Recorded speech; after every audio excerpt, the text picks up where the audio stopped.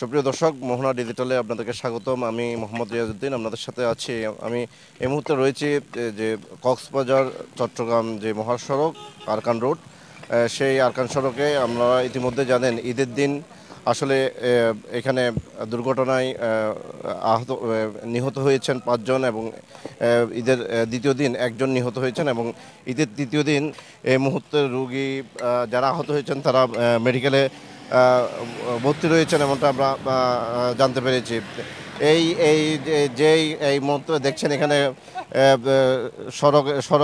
সড়ক কর্তৃপক্ষরা আসলে রাস্তার পাশে তারা কার্যক্রম শুরু করে দিয়েছেন এবং এই এতগুলো দুর্ঘটনা এবং মৃত্যুর পর আসলে যে প্রশাসনিক কর্মকর্তা সহ আসলে সরকারের পক্ষ থেকে ঊর্ধ্বতন কর্মকর্তারা এখানে এসেছেন এবং পর্যবেক্ষণ করেছেন, রাজনীতিবিদ যারা ছিলেন তারাও করেছেন।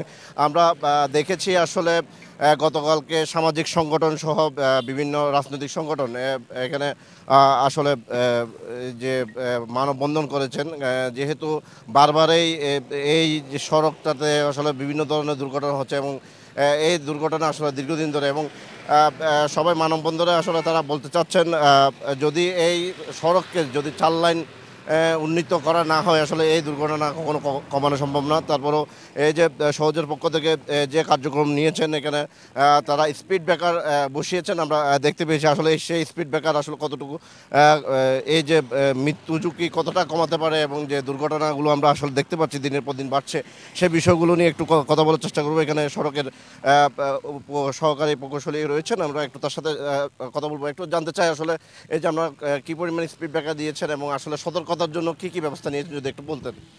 ধন্যবাদ আপনাকে। এটা হচ্ছে রামবেল স্ট্রিপ। স্পিড ব্রেকারের কাজ হচ্ছে স্পিড একদম থামিয়ে দেওয়া, আর রামবেল স্ট্রিপের কাজ হচ্ছে গাড়ির গতিকে সীমিত করা। আমরা যেহেতু এটা দুর্ঘটনা প্রবণ এলাকা, আগেও আমরা সাইনবোর্ড এবং বিভিন্ন সতর্কতামূলক সাইন সিগন্যালের মাধ্যমে সাধারণ যাত্রী চালক সবাইকে সতর্ক করার চেষ্টা করছি, কিন্তু তারপরেও যেহেতু অনাকাঙ্ক্ষিত দুর্ঘটনা বারবারই হচ্ছে, তার দরুন আমরা গাড়ির গতিকে একটা সীমিত পর্যায়ে নিয়ে আসার জন্য রামবেল স্ট্রিপগুলো স্থাপন করেছি এবং সেগুলো রোড মার্কিংয়ের মাধ্যমে চালকের দৃষ্টিগোচর করার চেষ্টা করছি। একই সাথে বিভিন্ন ধরনের সতর্কতামূলক সাইনবোর্ড স্থাপন করেছি, আপনারা সামনে গেলেই দেখতে পাবেন। আশা করব আপনারা সেই যে আমাদের কার্যক্রমগুলো আপনাদের যে দর্শকগুলো আছে তাদেরকে তুলে ধরবেন। তাছাড়াও আমরা রাস্তার উভয় পাশে 2 মিটার করে বাঁক অংশ, যেই বাঁকে প্রতিনিয়ত দুর্ঘটনার শিকার হচ্ছে সাধারণ জনগণ, সেই বাঁক আমরা প্রশস্ত করে দিচ্ছি। আশা করছি জাঙ্গালিয়া এই অংশটা যেটা দুর্ঘটনা প্রবণ এরিয়া, আশা করছি এটা মানে দুর্ঘটনা প্রশমিত হবে বলে আমি ধারণা করছি।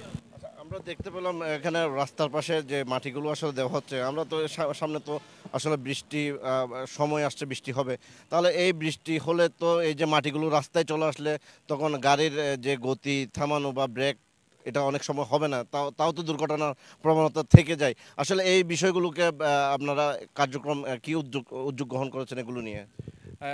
গত 3 তারিখ যে দুর্ঘটনাটা এখানে হয়েছে, সেদিন আমাদের মুক্তিযুদ্ধ বিষয়ক দুর্যোগ এবং ত্রাণ উপদেষ্টা ফারুকী আজম মহোদয় এখানে উপস্থিত ছিলেন। তো ওনার সামনে আমাদের জেলা চেয়ারম্যান সহ যারা স্থানীয় প্রতিনিধি এবং সাধারণ জনগণ ছিল, তাদের দাবি ছিল যে হচ্ছে আমাদের সড়কের চেয়ে রাস্তার যে শোল্ডার সেটা নিচু হয়ে গেছে। এর আগে থেকেই আসলে আমাদের এই কার্যক্রমটা শুরু হয়েছে। আপনারা জানেন ঈদের আগে পুরো রমজান জুড়ে আমরা সড়কের বিভিন্ন জায়গায় মাটি স্থাপন করেছি এবং মাটিগুলো আমরা এমনভাবে ড্রেসিং করে দিয়েছি যেন বৃষ্টির পানি নিচু জায়গাতে চলে যায়। তো আসলে আপনারা যখনই আমাদের কাছে একটা দাবি নিয়েছিলেন, শোল্ডার নিচু হয়ে গেছে, গাড়ির একটা চাকা পড়লে গাড়ি উল্টে যায়, সেই উল্টে যাওয়া প্রবণতা প্রতিরোধ করার জন্য মাটিগুলো দেওয়া এবং বর্ষাকালে এই মাটির কারণে দুর্ঘটনা হবে এটা আসলে বলা যায় না। আমরা যেহেতু সুন্দরভাবে ড্রেসিং এবং রোলিং করে দিচ্ছি, আশা করি এখানে কোনো পানি জমে থাকবে না। পানি জমে থাকলে হয়তো দুর্ঘটনার সৃষ্টি হতে পারে, তবে আমরা সার্বক্ষণিক সেটা মনিটরিংয়ে রাখবো ইনশাল্লাহ। ধন্যবাদ। আসলে দর্শক যেমনটা বললেন এখানে যে রামপেল স্ট্রিটগুলো আসলে বসানো হয়েছে গতি কমানোর জন্য। আমরা আসলে ইতিমধ্যে দেখতে পেয়েছি রামপেল স্ট্রিট থেকে সরে গিয়ে গাড়ি যে ঢালু অংশ সেই ঢালু অংশ দিয়ে আসলে গাড়িগুলো চলছে। কোনোভাবে আসলে তারা যে রামপেল স্ট্রিটের যে স্পিড কমানোর বিষয়গুলো আসলে আছে নিয়মের মধ্যে সেগুলো কোনোভাবেই মানতে রাজি না। কারণ এখানে যে অবৈধ ব্যাটারি চালিত রিক্সা, সিএনজি সহ আসলে বিভিন্ন গাড়ি এখানে চলাচল করে। যাদের কাছে আসলে ড্রাইভিং লাইসেন্স নাই এবং ফিটনেসবিহীন গাড়িও এখানে আসলে অনেক রয়েছে, যেগুলো আমরা দেখতে পাচ্ছি। প্রায় এই প্রতিদিন প্রায় 20,000-এর উপরে গাড়ি এই যে চট্টগ্রাম কক্সবাজার মহাসড়কে চলাচল করে। তাই ইতিমধ্যে দুই প্রান্তে আসলে প্রশস্ত করার উদ্যোগ বিভিন্নভাবে নেওয়া হলেও ইতিপূর্বে আসলে কোনো কার্যক্রমে আমরা আসলে দেখতে পাইনি। তবে কবে নাগাদ এই কার্যক্রম শুরু হবে বা এই যে দুর্ঘটনাগুলো বারবার হচ্ছে প্রতিনিয়ত, সেগুলো কখন কমানো যাবে আসলে সেই বিষয়গুলো সুনিশ্চিতভাবে বলা যাচ্ছে না। তবে এখানে যারা বাসিন্দারা রয়েছেন এই এলাকার সহ আসলে কক্সবাজার মহাসড়কে যারা বসবাস করেন, তাদের একটাই দাবি এই রুটকে 4 লাইন উন্নতি। এই যেই দুর্ঘটনাগুলো হচ্ছে প্রতিনিয়ত, সেগুলো আসলে কোনোভাবেই কমানো যাবে না। এই ছিল আমার কাছে কক্সবাজার চট্টগ্রাম মহাসড়ক থেকে সর্বশেষ।